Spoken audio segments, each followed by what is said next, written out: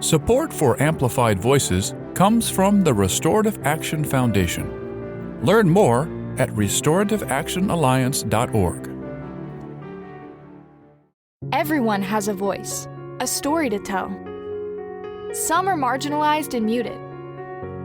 What if there were a way to amplify those stories, to have conversations with real people in real communities, a way to help them step into the power of their lived experience? Welcome to Amplified Voices, a podcast lifting the experiences of people and families impacted by the criminal legal system. Together, we can create positive change for everyone. Hello and welcome to another episode of Amplified Voices. I'm your host, Jason, here with my co-host, Amber. Good morning, Amber. Good morning, Jason. And Amber, today we have a special guest. It's Dr. Emily Horowitz. Hello, Emily. Hi, thank you so much for having me. I'm a big fan of both of yours and your amazing work. Thank you so much, as we are. And as I mentioned before we even started recording, a lot of the listeners to this podcast already know your name and are familiar with your work, and you have hero status with them. There are going to be some other listeners that are meeting you for the first time.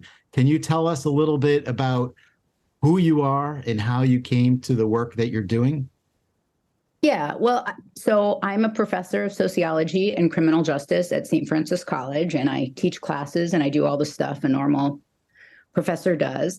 I also work very closely with students who are justice impacted. I help run a scholarship program for students with prior justice involvement. And I teach courses in a detention center aimed at students who are kind of on their way out of correctional facilities so that they can finish their college degree when they return to the community. How long have you been doing that?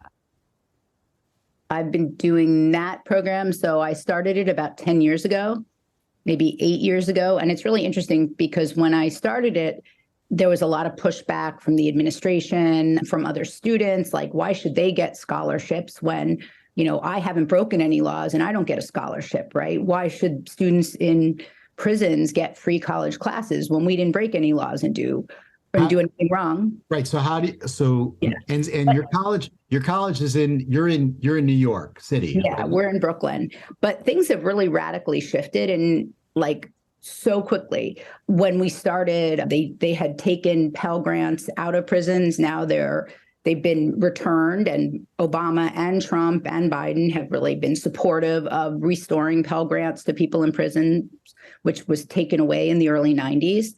But everything has radically shifted so quickly. And part of my work, and Amber has been really good on this in her own activism, is to create a situation where people who have sex offenses are treated similarly to anyone else who's been charged with a crime. And so the thesis of all of my work in recent years has been, if you commit a crime, it doesn't matter if it's a sex offense or any other crime, you should be given the same grace and opportunities as anyone else.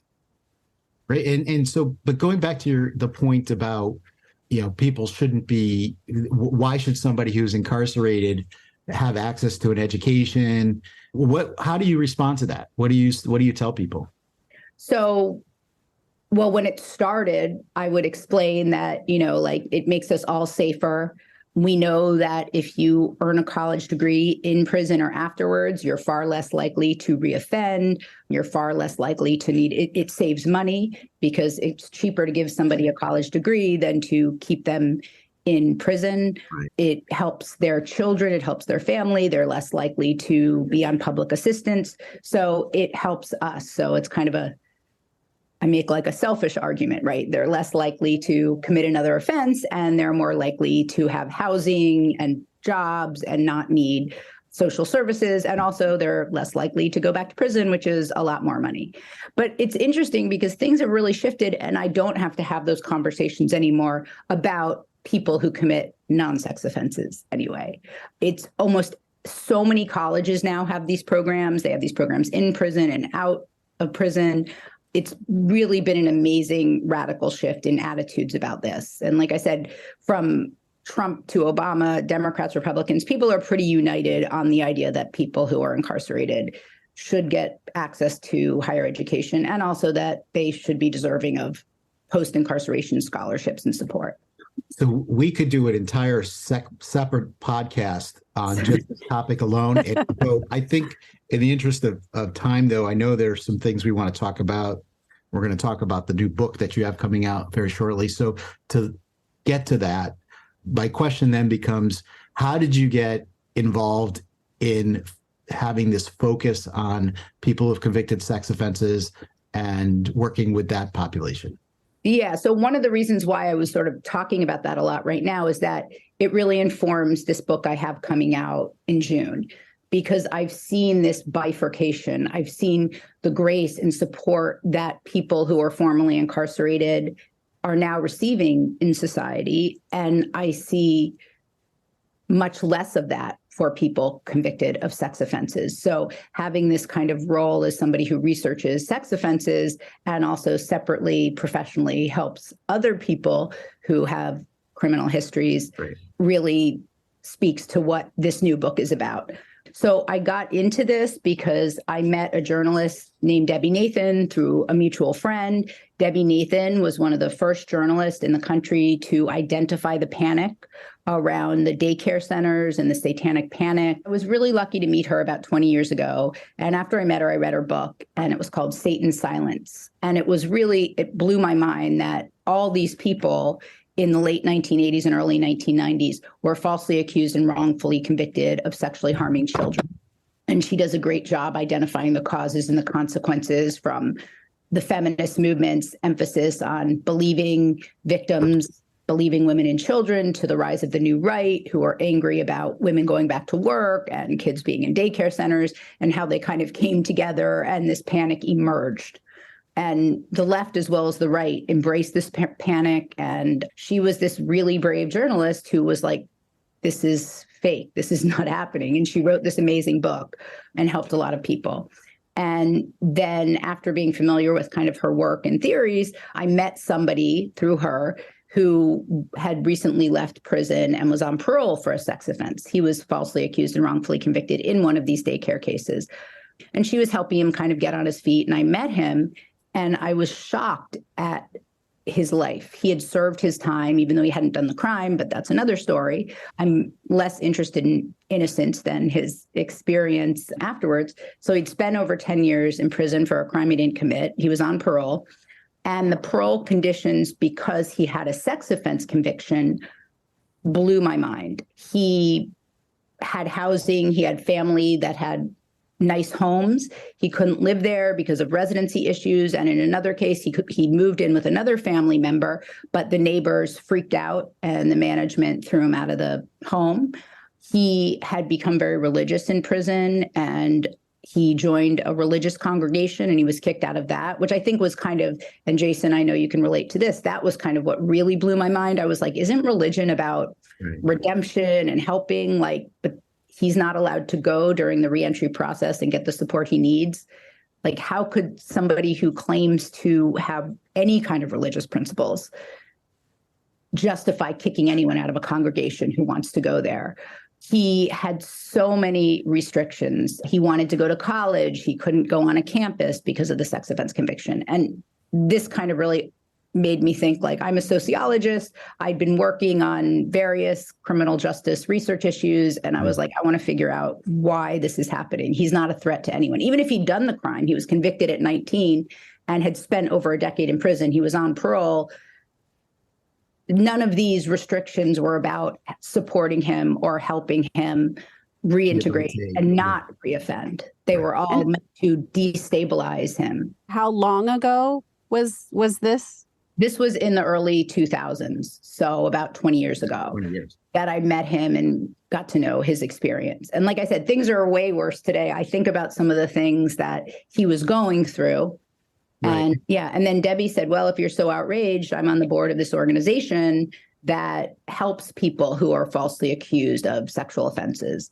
And I joined that board. And then very quickly, we started to work on people who were rightfully, accused of these offenses. What if they'd done it? Isn't this punishment enough? Like decades in prison, parole, polygraphs, treatment, all of these punishments were more than enough. So how does that work? I mean, you're a professor, you're teaching other classes and doing other work. You said, this intrigues me, and you start researching it. I mean, what was your life like? How did you incorporate that into your world? Well, it wasn't completely out of the blue, because I met Debbie through like-minded friends, and my dissertation, which I was almost finished with at that time, was about a domestic violence court. So I was a sociologist and I was kind of doing criminology, and I started studying the prosecution of domestic violence. And it was kind of like this parallel experience, because I was spending every day in a domestic violence court project. And I'd initially been really excited, like, wow, the criminal justice system is going to stop domestic violence and prosecute people who commit domestic violence. And I'm going to write about it and write about how this is a great success for the feminist movement, because only 20 years before, nobody cared about domestic violence. And so I sat in this courtroom and I saw really poor men, mostly of color, mostly unemployed, being given extra long sentences because their conviction was domestic violence rather than something else. And I was really saddened and shocked, because I had come into that project thinking that it was like a great success for feminism. It was, the title of my dissertation was Institutionalized Feminism. And my hypothesis was it's great because feminist principles are being integrated into the criminal justice system. So I was really shocked and disappointed to see how it really wasn't about helping women. It was about punishing men. And I met many women who were the quote unquote victims. The terminology was very different then. And they would say, I don't want him to go to prison for a long time. I don't want this restraining order. I called the police because I was harmed, but he's the sole support of our family. It was a lot less clear cut than I thought. And I realized very quickly, the court system was not the answer for social problems. So it wasn't like I was completely detached from this. So both of these things happened at the same time. And then I sort of shifted to seeing sexual offenses as something that I wanted to study and understand. Emily, I think you're bringing up a really important sort of concept that I think a lot of individuals, particularly people who are just learning about these issues and they are, self-described feminists, in terms of really wanting to deeply move women forward. And so it seems like when you were in the situation where you were learning more, you really expected it to be one way because of your feminist logic. And what you saw in real life turned out to be completely different. What would be your response to someone who's sort of at the beginning of that journey as a feminist? What are some ways someone could learn about how things really are? Well, that's funny you say that, because Aya Gruber, for example, has a book that came out called The Feminist War on Crime, which talks about the incompatibility of most feminism, of sort of non-carceral feminism, with punish, punish, punish, pitchforks, pitchforks, pitchforks. And even more importantly, more in a more relevant sense, Judith Levine and Erica Miners have an amazing book called The Feminist and the Sex Offender, which talks about how feminism is not just this, single focused, ideology. It's very complicated. There's all different types of feminism, and carceral feminism might be the feminism that we all know and see, and that's been most successful. And it's the strain of feminism that's most successfully worked with the state and that most people kind of know about. But a lot of feminism is not about carceral responses. A lot of feminism is about changing the world and changing our culture and not inflicting more violence, right? So I would argue that, anything you do with the carceral system inflicts more violence. And a lot of feminism is not about increasing violence. And we understand that the prison industrial complex creates conditions for sexual violence and domestic violence, ironically enough. Thanks, Emily. So how did you go from you became interested in it, you started researching it, studying it, to then writing a lot about the topic, speaking publicly, doing debates that get passed along where everybody watches them? How did that transformation happen?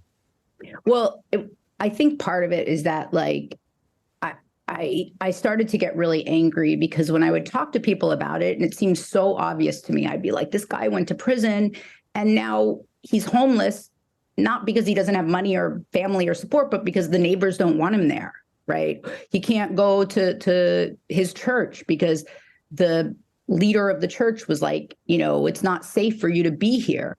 And it made me really angry when I would talk to people and they'd be like, well, maybe he did it. If he did do it, that's worth it. And I'm like, who cares if he did it?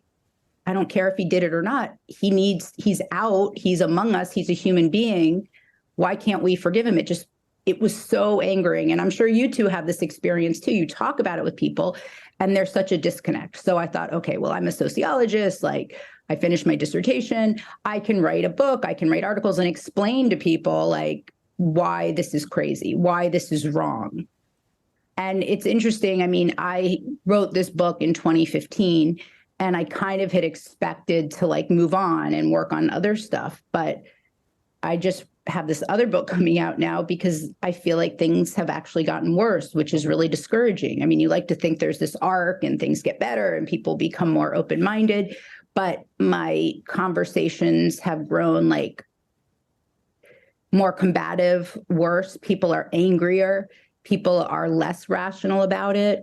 I mentioned that when I met Debbie Nathan, I joined the board of this organization. It's called the National Center for Reason and Justice. And the goal is to be rational and focus on justice and not panic and hysteria. But everything about sex offense law and policy has to do with panic and hysteria. It's completely divorced from any kind of research or findings. I don't want to like preach to the choir here. No, preach. What's interesting is when you talk about people being able to almost compartmentalize this, like, well, we believe in human rights, except, we detach, they can, and like for a researcher, like somebody who's doing the type of work that you're doing, it seems like there are people that can think of other human beings as just a subject or material as opposed to real human beings. And it sounds just from talking, I mean, I've read your work, and seen you, but in talking with you, it seems like you really take it personally, like these are real people and you connect quickly with people. So you feel you're empathic and can feel their pain to an extent. Yeah. And I mean, it definitely makes me like very personally upset when I see the way people are treated. And I think there's a lot of really amazing people working on this. Like I said, when I met Debbie Nathan, I was like, wow, she's able to see this. She can think critically about this. People like Judith Levine, people that I'm like kind of mimicking. But it's really hard to work on something where so many people are so irrational. But I guess that's like the point of sociology and social science is you try to use research, data, stories, provide evidence so that people can think clearly about this. I just wanted to ask you if you could just briefly, because we have a wide variety of listeners, some who are more familiar with your work and the social science. So when you're talking about the social science and what it tells us, what are like the key takeaways that we know about individuals who may have been convicted or committed a sexual offense? Well, we know that recidivism rates are lower than for many other offenses.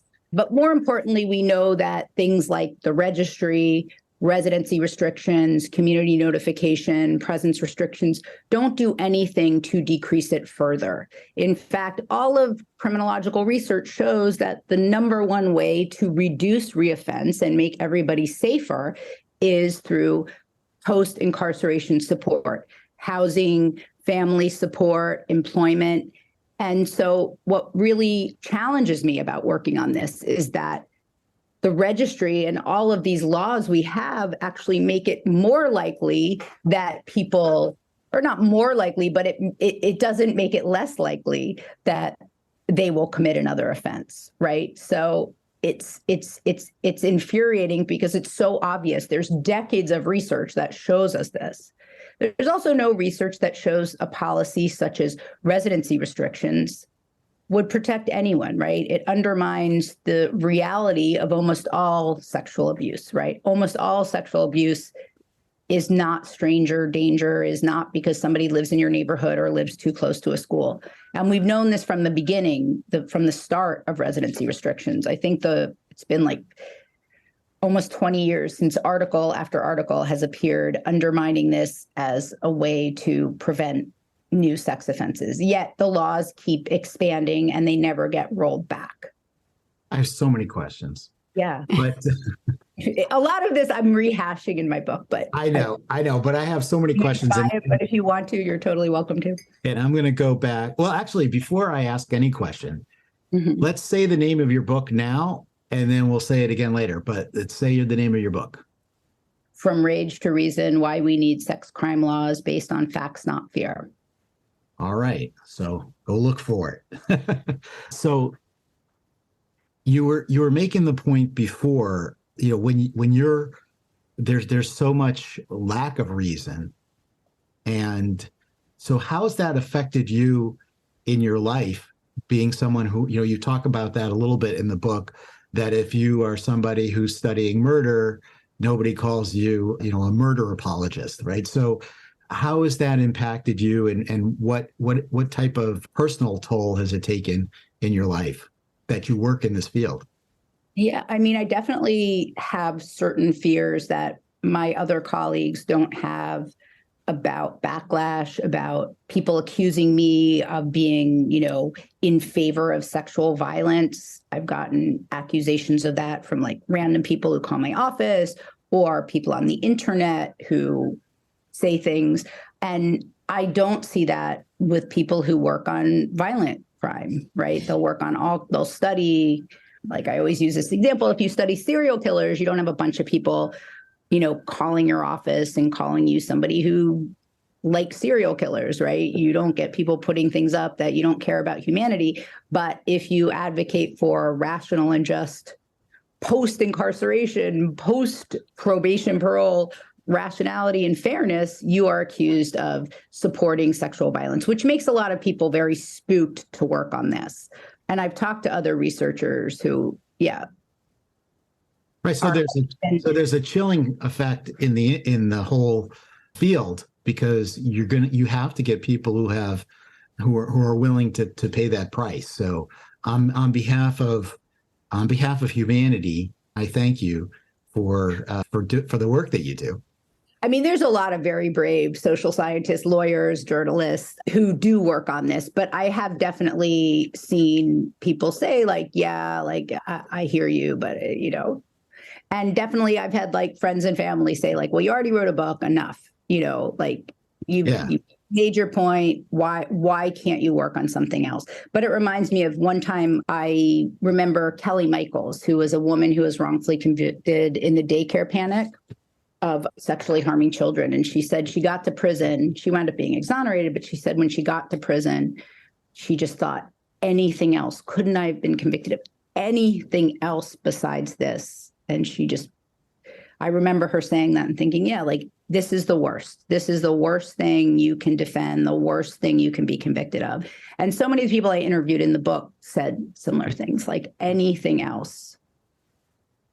So Emily, I'd like to talk to you a little bit more about like your experience of doing research for the book and talking to different people, just sort of the mechanics of like, pulling back the curtain on how these things happen. So what was the methodology? How did you like reach out to people? How did people get back to you? How long did it take? All of those sort of interesting tidbits. Yeah, well, so I was pretty lucky because I had this book that came out in 2015. So I wasn't going to write about it again. But like I said, when I saw things getting worse, I felt like I had no choice. Just because, again, it made me really angry that the laws kept building up in spite of the evidence that kept building up that they were ineffective. So because of the first book, I knew people, I engage in advocacy and activism. So I put out a call. I got permission from my university to interview people on the registry, and I put out a call through a number of activist groups that I'm involved in and know about. And I think one of the good things, because I had that first book, I got a lot of responses. And I also got a lot of people to talk to me in a way that was very open, because they knew they knew my position on this, like, Right. I do engage in activism. After my first book came out, I did a public debate about the registry where I went on record publicly on YouTube saying this is like nonsense. There's no need for a registry at all. And so I think things like that like made people aware that, because a lot of people on the registry tell me they get a lot of calls for researchers. And so there's a lot of people who want to study people on the registry. So I think they felt like I was at least an advocate. So I had really good experiences interviewing people, and I got a lot of people wanting to be interviewed. And I couldn't use all the interviews I conducted. I spent about 2 years interviewing people. One of the things that struck me about a number of the people you spoke to, they said that they were more privileged and that they were lucky relative to other people that were on the registry or committed sex offenses. And then you would go on to describe how they were living very difficult lives. So how did you react to that? What were your thoughts? Yeah, I mean, it was really like this existential experience, because I'd be talking to people and they would always start out by saying, like, I know I'm really lucky. I'm luckier than other people. Like, I have a house, or like I have a wife. And then they would go on to tell these stories where they were suffering so much. So it really made me see that kind of something about humanity, that having this experience of being banished and being a pariah also makes you have this extraordinary empathy for people. And I found that kind of like beautiful and very moving. And I wanted to convey that in the book, that so many people that I interviewed were like, yeah, I got to go. My friend who's in prison needs this. So there was this weird community of people that have this unique experience of stigma and banishment. So part of it is that they do feel like they're more privileged. And part of it is that the people that do have it even worse, you probably couldn't even get to. They might not have access to computer. They might not be able to find you. They're still, they're on the lowest rung in terms of trying to get just housing, or trying to get something so that they could even, like, getting on an internet connection to be able to speak with you is a sense of privilege that they don't even have. Right. I mean, I interviewed one guy who was in his car because he didn't have housing. I mean, he had some resources, but there were residency issues. But even he said, like, well, I'm okay. My parents help me and I don't really mind, and I'm in my car. And I found that pretty inspiring, yet it's also really tragic, right? I mean, right. So I want to, sort of stay on that for just a second. One of the things that I am not a sociologist, but I do work with a lot of individuals who are impacted by the registry. And one of the things that I have observed, in my own loved one and others, is this sense of, yes, I am really lucky for what I do have, and sort of an internalized cultural shame that they're like, well, if this is what I deserve, not necessarily like really believing that, but because of the way that culture has sort of shunned, they feel lucky to have a job as opposed to really reaching their full potential, right? And Yes. That's just like a significant sort of piece of collateral damage that sometimes people don't understand, is that when people are shunned in this way, they start to believe the hype themselves. Sure. Absolutely. Yeah. That's why I didn't interview anyone. And in all my years of doing this and going to conferences and meeting people, I mean, people often reach out to me because they can find me on the internet to talk to me about their experience or ask for advice about something. I haven't talked to anyone who's like, this isn't fair. They don't express, and maybe they don't express the anger, but a little bit is, it it might be good if there was more anger, but they feel like they don't have the right to be angry because they've internalized, they've made this mistake that is so unforgivable that they don't even deserve to fight back. They don't deserve to stand up for themselves. Jason, what are your thoughts on that? Well, that's tough. I mean, just hearing that whole idea of like not fighting back. I mean, part of it is if you have any type of aggression in any way, it feeds into all the stereotypes, right, as well. So it's not just a matter of internalizing it, but it's the world smacking you down the minute you try to live like a normal person.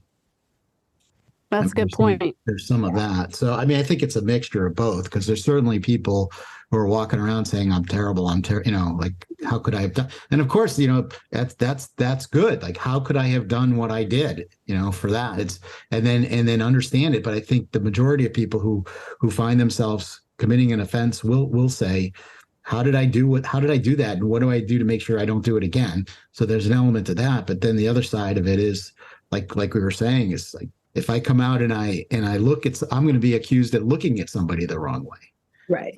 I mean, one of the things like I've talked to Amber a lot about is that on the one hand, in most movements, it's really important for directly impacted people to speak up and be the face of it. But in this is one of the only cases where in some way, those of us that are not directly impacted have more responsibility. Because if people who are directly impacted are like, this is wrong, this is terrible, they do face like, you're aggressive, you're out of control, you're a predator. So it's tough. So I think that's also, one of the reasons why I feel like I can't move on, because I do feel like I have more responsibility, because those who are on it are under so much surveillance and so vulnerable, right? I mean, they're the only group of formerly incarcerated people that are subject to vigilante violence, whose address is on the internet, right? So if you're there giving a talk, or you're on, a panel, or you're doing a debate, you're very easy to find, right? Your whole history is there. So it's tough. Like one time, Amber actually did this really lovely thing. I was criticized because I was on a panel that I was moderating, and somebody wrote like, she doesn't even have any directly impacted people on it. And Amber pointed out, yes, she did, but the directly impacted people didn't want their picture taken. So it wasn't put on social media. So it looked like I was like alone on the panel. And we've seen that too, where, we've had people come onto panels, and then all of a sudden the person who's organizing puts the last name of the person. That person gets into trouble. This could even be somebody who's on probation. Why are you being so public about this? We've had situations where you go and you speak in favor of a bill or against the bill, and all of a sudden that's, if you go and you share your story, you're written in the newspaper. So it's just.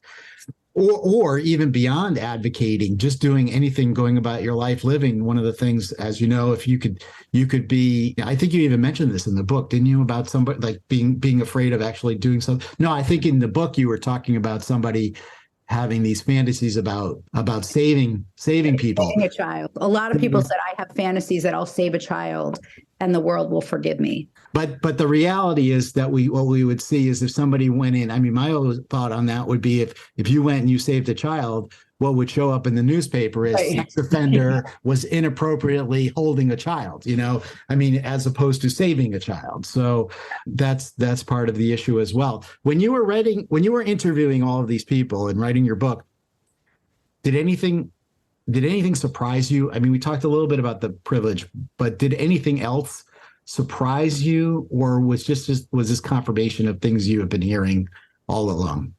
No, I was really surprised by one. I did these interviews were all a minimum of an hour, and sometimes I was doing like 4 a day because I had this period of time where I was doing it, and I began to feel very detached from the world. I felt like people didn't understand me, and I did have friends say like, I can't hear these stories. Like, Emily, like, it's great you're working on your book, but stop talking about it. Stop telling me like how horrible this is, and oh my gosh.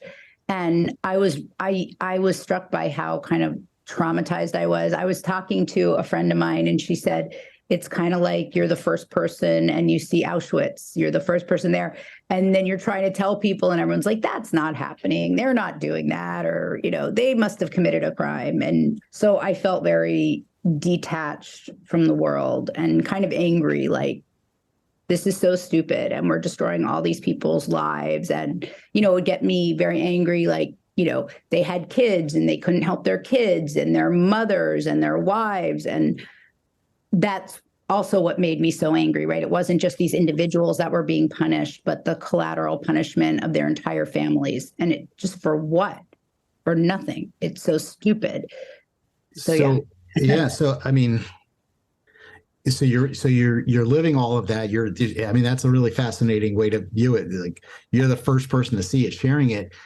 As I'm reading the book and I'm reading these stories and thinking about all the people and their lives, and I have empathy for them and you had empathy for them. Do you think the average person who doesn't really understand what it's like will feel that? I hope so, because I feel like the data is clear, the research is clear. The recidivism data, for example, it's decades and decades of data. That's a consensus of an entire field, right? Recidivism is low. There's no reason for this except to punish, shame, destroy, right? So the reason why I have very little data in this book, and I kind of touch on the studies, but it's like, I want people to understand the human impact of this. And it's not a few people, right? There's millions of people impacted if you count mothers, wives, and children. And I'm really careful in the book. Like, I don't talk about, oh, this was a Romeo and Juliet case. Oh, this was, they were only 9 years old.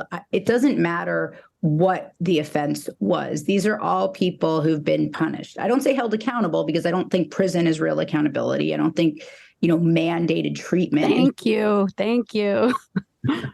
Yeah, I learned that from Amber and my colleague, Nikki Phillips. But yeah, they're punished, right? And they're punished a lot. They're punished too much, and nobody's held accountable, right? It's just a mess.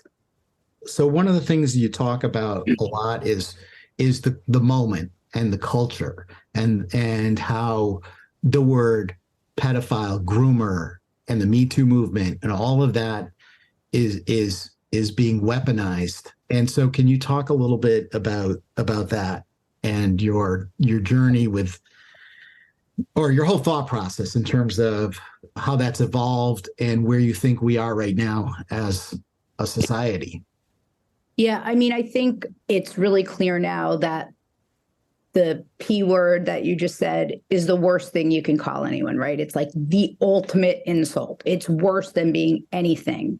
And so I've noticed, like, I started to notice a few years ago, like, I teach college students that, like, they were constantly calling people PEDO to characterize, like, a 22-year-old, like a senior dating a freshman. They would call him this all the time. They would just throw this word out there about people they didn't like. And I also saw it, like, on social media, about anybody older dating anybody younger, which is so, and grooming also, right? Grooming started to be used not about like a priest or a coach with a young child, but just about like any age difference where the older person was more than like 4 or 5 years older than right.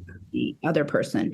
And the like quote unquote victim or whatever was 14, 15, 16, 17, which, it was just a shift to expand these terms to everything, every imbalance of power, which of course, those who are actually on this registry, right, are the brunt of this, because then this word is used all the time. In fact, like I didn't notice this when I wrote my first book that came out in 2015, but I know friends who are professors, smart people who will say to me like, oh, how's your work on pedophiles? How's your book on pedophiles coming up? And I go crazy, right? Right. But I don't want to be like, the word police or something, Well, actually. Yeah. I just spoke to a journalist from like a really prestigious publication, and I got an email from the journalist, and the subject was pedophile story. Right. And then when I spoke to her, I kept explaining the origins of the word and the problem with the words, and she's still emailing me questions using this term, right? And she's like very nice and she's very critical and smart and everything, but it's just out there. But it's very dangerous for people who actually are on registries, right? Because they're like the people who we say, well, those are like actually And Emily, what do you think about, marginalized communities that you see registries and this language, right, being weaponized against? For instance, you see a lot of, language around LGBTQ and people utilizing this type of language. And then that ultimately, one would think anecdotally that would lead to harm against that community because this language is being utilized that way. And registries, we know that registries are weaponized against the LGBTQ community. Yeah, I write about this a little bit in my book, how at some of the protests for drag queen story hours, you'll see people wearing T-shirts that say, quote unquote, kill your local pedophile, which you can buy online. You can see these stickers around, and equating drag queen story hour with being somebody who sexually harms children, right?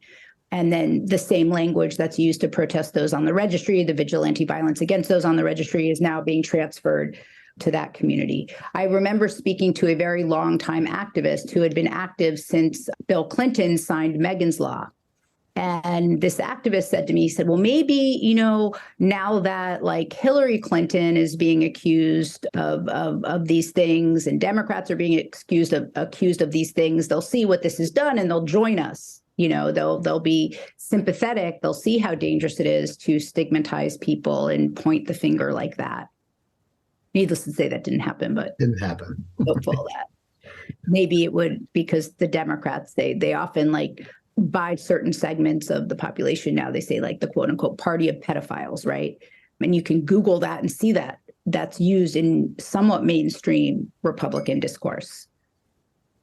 And so for those who may find themselves in some of these conversations, what is your sort of advice to someone who may be in a hostile situation where somebody is saying some of those things? I mean, I would suggest probably they get your book. Yeah, but full price.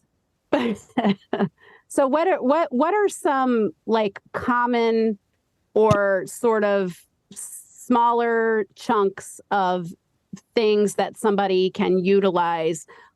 So for instance, it's happened to me before, we'll be in a conversation about this and it'll be well, utilizing the term pedophile. So when you're talking about, sexual harm and the registry and someone immediately goes to pedophile, how do you avoid being that person that's well, actually, the clinical term of this is this? What are some tips you might have? I mean, it's really hard. I mean, number one, of course, recidivism rates are low. There's a wide range of offenses. Not everyone's all the same. But what I really focus on is look, there's enough punishment. Prison is serious punishment. Supervision is serious punishment. We don't need additional punishment. We need to help people. Wouldn't you want people to have jobs, housing? Do you want people to be destroyed?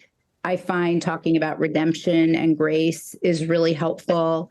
Talking about how, for example, people just want to go to college and work, Right. But it's very, very hard. There's so many myths. And it takes time. But a lot of people, I mean, in our community, people are oh, yeah, we know recidivism rates are a myth. We don't have to. But so many people still believe that. I teach a course on sex offenses. And at the beginning of the semester, of course, everyone thinks the registry is the greatest thing and we need it and da-da-da. And by the end, 13 classes, movies, every student is much more compassionate, rational, understanding, but it takes work. I would also say that one thing to think about that I think it's harder to talk about is one of the reasons why people justify registries. They're well, why should they get their life back? The person they harmed will never get their life back. Right. Their life is over. And you kind of need to pull back the panic and rage about that too. Like, it's undermining to that person to say they're destroyed forever, right? They didn't do anything. It's a terrible thing, but there's all kinds of terrible things that happen in our lives. And why are we elevating that thing? That's taking power away from the person harmed, right? If you're saying this is the worst thing, right? And Amber and I have also talked about this, is that one of the reasons why, like, a lot of people who work on this preface it by saying, like, I'm a mother, I'm a wife, I'm a survivor, all of these things. And like, I really don't like to do that, because I feel like that's saying, like, okay, like, you know, and it's on the left generally, this is like, you can speak on this because you've had this experience. I don't like to do that, only because I feel like I should be able to critique these laws, even if I haven't been harmed. These laws are stupid and bad, objectively. Like, I don't have to say that I understand this. Of course, I'm a woman in our society, and of course, I've had the same experiences that 90% of all women have had. Yeah, and I think that that's one of the things that is a journey for people to really understand, particularly individuals who are advocating, because I remember having like an epiphany at one point, and you know, I said to myself, I don't owe the world the sort of parading of my own trauma for them to believe that my family has been harmed by the registry. Yeah. But it's a very significant phenomena that's out there. So I really appreciate you highlighting that. Yeah. I mean, I think it's excellent when people are comfortable doing that. I just have like this anger about it because I am a sociologist. I feel like, you know, maybe if somebody's an advocate, it's different, but like, I can study anything I want, you know, I can study any social problem and comment on it. And that's the purpose of being like a social critic, right? Yeah. And I quote a sociologist in the book saying, like, that's our job. Like, we study things, even things that might have a lot of like panic and hysteria, and we try to be critical and think clearly about them. So I don't criticize people who share that about themselves. I just feel like it's a very deliberate choice at this point. I don't have to prove anything. You know, I can say that sexual harm is bad without, you know, and I can say that it's also bad to destroy people who are convicted of harming others. Yeah, I think that's one of the things that we culturally have a hard time doing, is holding many truths all at one time, right? It can be true that sexual harm is bad, but it can also be true that state harm is bad, and that we should not be doing it on behalf of individuals who have been victimized, because all the way around, we're harming all of us. This registry is not making my life better. It's not making anyone safer. It doesn't make me feel more whole again. They're not being held accountable. This isn't. Yeah. And part of that, I mean, is the fact that we've all been told that the way you make people heal, or the way you make people whole, not even heal, is by punishing, like, you know, I'm hurting, so you have to hurt, versus how do we make everybody whole again? How do we make everybody heal? So that's just where we are. I have a question a little bit back on something that was in the book. You covered people who have been on the registry, or who had convictions going way back, and there were people who had committed offenses before there was a registry, and their life wasn't perfect, but seemed to be, these people, some of them seemed to be doing really well. And then when the registry came out, it just increasingly got worse. What did you learn from doing all that? And can you talk about that? Yeah. So there's 2 points that I make. So first of all, obviously, a private registry, a law enforcement only registry, is not the answer, because I did interview people who are on law enforcement only registries who suffer greatly because background checks bring that up. So they still have housing challenges and all kinds of other problems. However, there were many people who had been on private registries, and then in the 90s, it became public, and their lives grew far worse, or weren't on registries at all. And then in the 90s, laws were implemented. And then actually the third point is that many people who were even on public registries from day one, as the internet expanded and apps expanded and hysteria expanded, things got a lot worse. So they were on a public registry from the time that they started, from the time they were released from prison, yet things got a lot worse. Like many people I talked about said, until 6-7 years ago, like it really wasn't that big a problem. People in the workplace didn't mind, my boss didn't mind. And then I don't know if it's because like the internet is like more pervasive now, or people are more angry now, or there's more laws now, but things have gotten a lot worse. So many people said I was fine until like 6-7 years ago, and then things started to get a lot harder. Well, I think one of the things that, in reading the book really struck me is sort of that progression. And part of it has to do with this idea that the registry is not punishment, like this sort of ridiculous notion that it is for public safety. Therefore, it's outside of those protections of the Constitution, in that any legislator can decide that a new restriction is needed, propose it, have very little opposition, have it kind of go right through the legislature, and then people are then subject to whatever sanction or restriction it is. So that, combined with sort of the internet and cultural additional cultural panics, probably have, again, I'm not a sociologist, but you would think that all of that might be contributing. Yeah, because you think that once like you have a social problem and then you have critiques of that problem, critiques of the response, things get better, right? Like if you look at things like racial justice, all those things are supposed to get better when you highlight the problems. And in this case, as the problems have been highlighted by researchers, journalists, there's been many articles and the documentary Untouchable and lots of scholarship about the uselessness of registries, right? There's basically no scholarship about how they're effective or keep anyone safer, because they don't. So if the normal tools to make for social change aren't working, how do we get change? How do we get to a more humane, just society? Yeah, I mean, I think that there has to be a social movement. Like I said, this movement has unique issues. I think one of the problems with this movement is that people think the lawyers are going to save us, like the lawyers are going to go and have their lawsuits, but in a way that's kind of disempowering, right? Like if you just think, okay, we'll just give money and lawyers will go do their thing. Obviously, I think the lawsuits and the research are really important, but at the same time, like there does have to be a movement. And I think, and I'm stealing this from Amber, but I think the larger criminal justice reform movement is who we need to work with. We need to say we're not outside, we're Right. not different. So I think that is one of the answers, and mobilizing people and getting rid of the fear.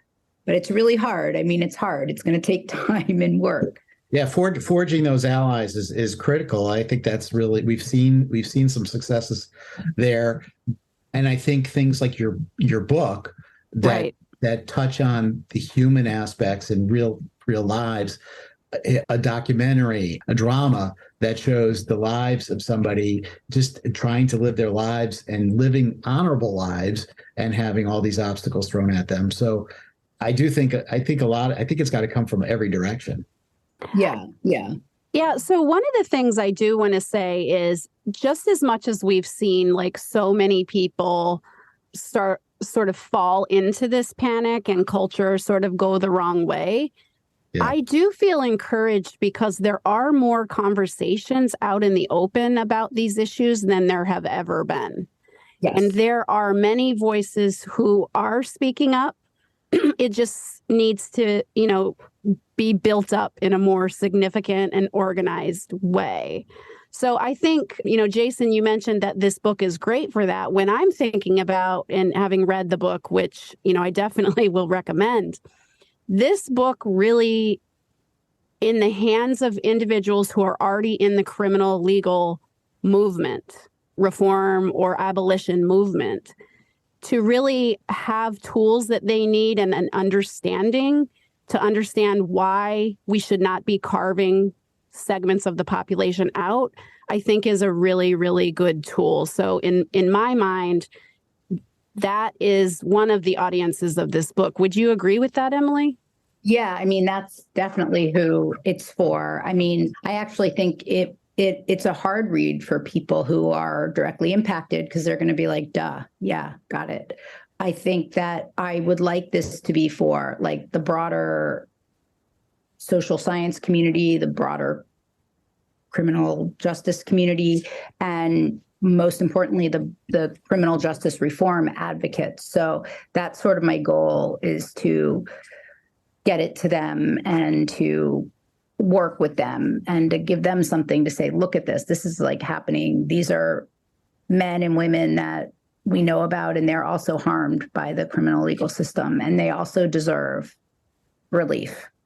And it's not like you met somebody and it was a unique experience. These are representative of generic experiences. Like I've talked to people in the few years that I've been doing this. I've talked to people who I could recognize in that book, even though they weren't the same people.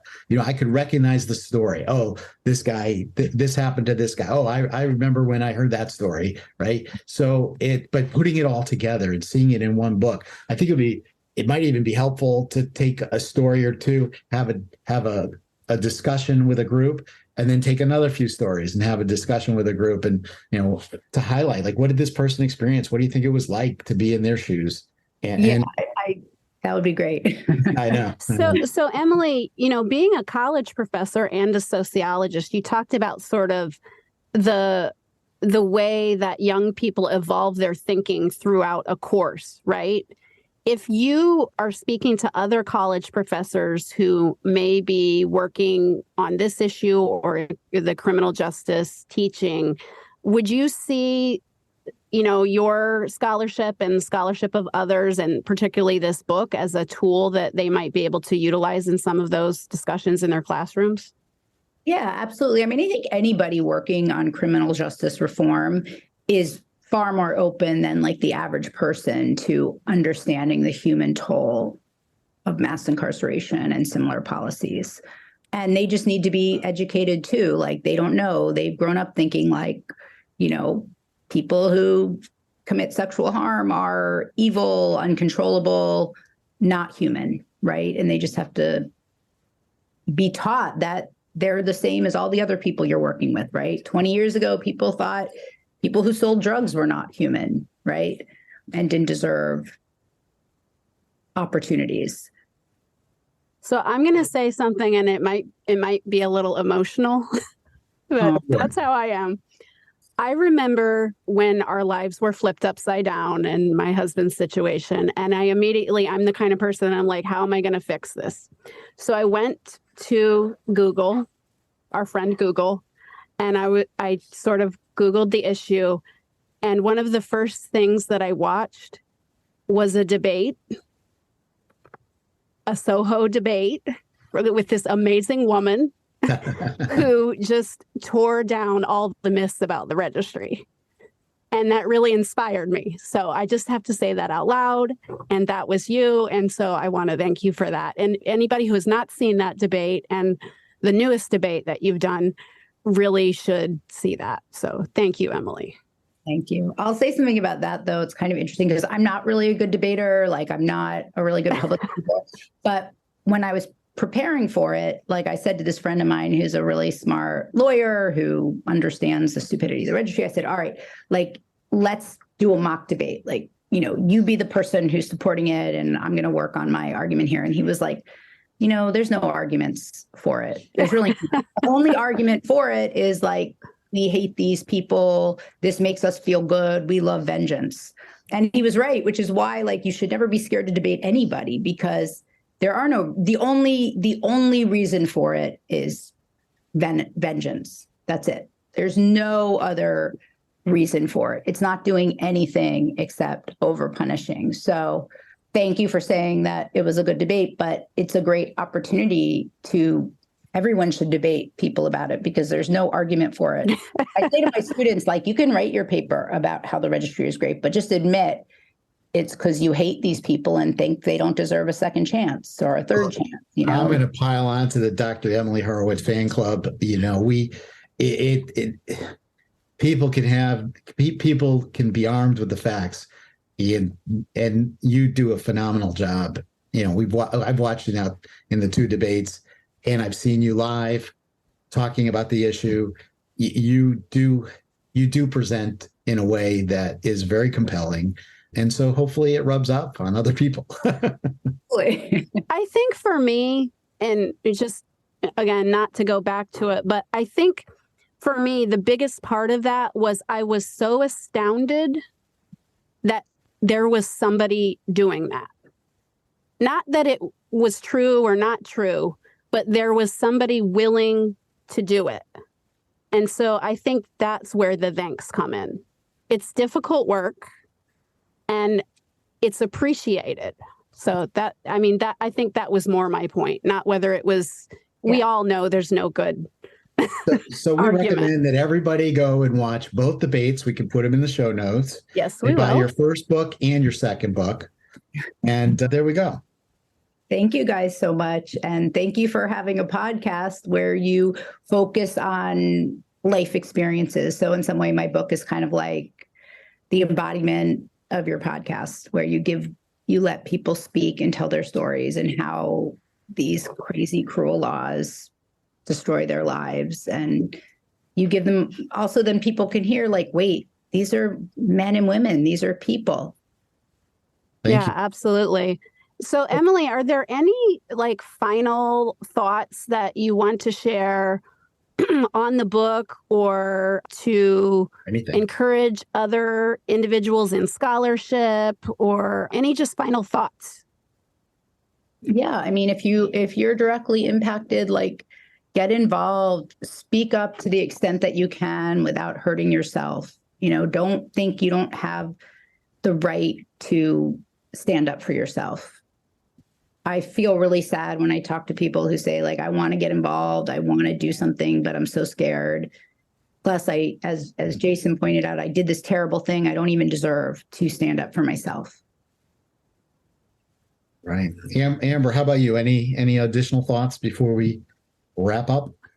I think my last question for Emily is, if you were talking to someone who is at the beginning of their career, right, and they were thinking about studying this sort of issue, what would your advice to them be?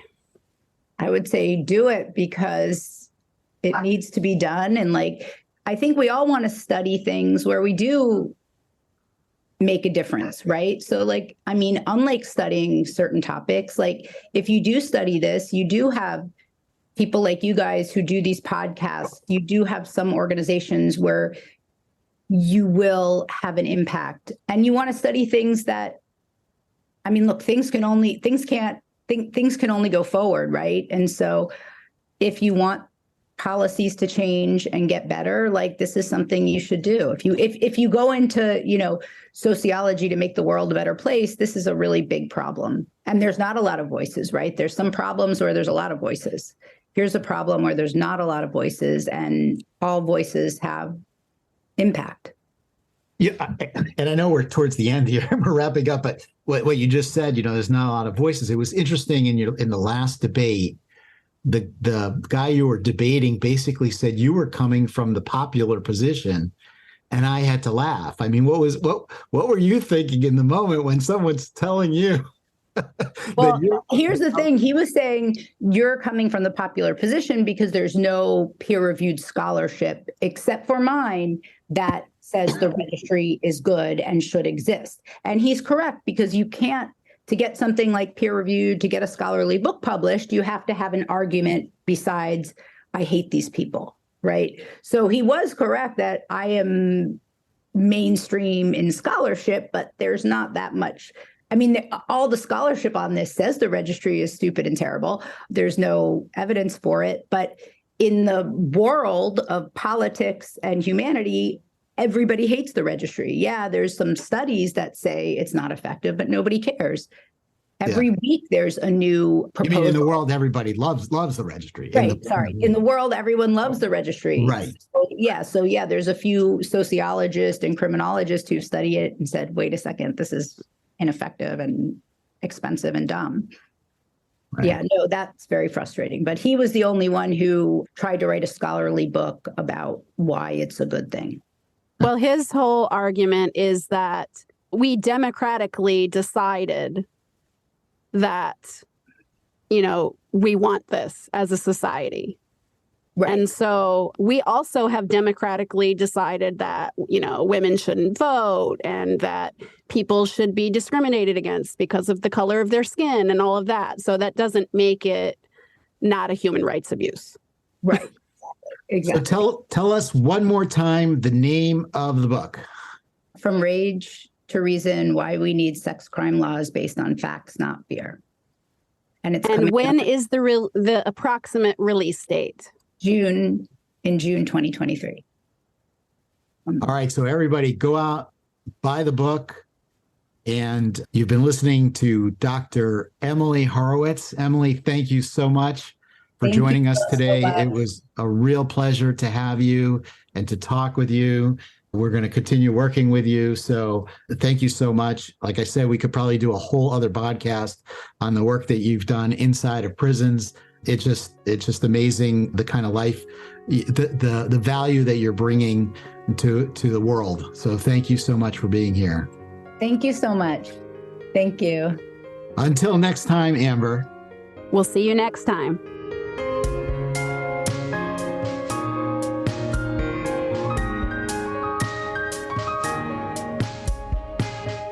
You've been listening to Amplified Voices, a podcast lifting the experiences of people and families impacted by the criminal legal system.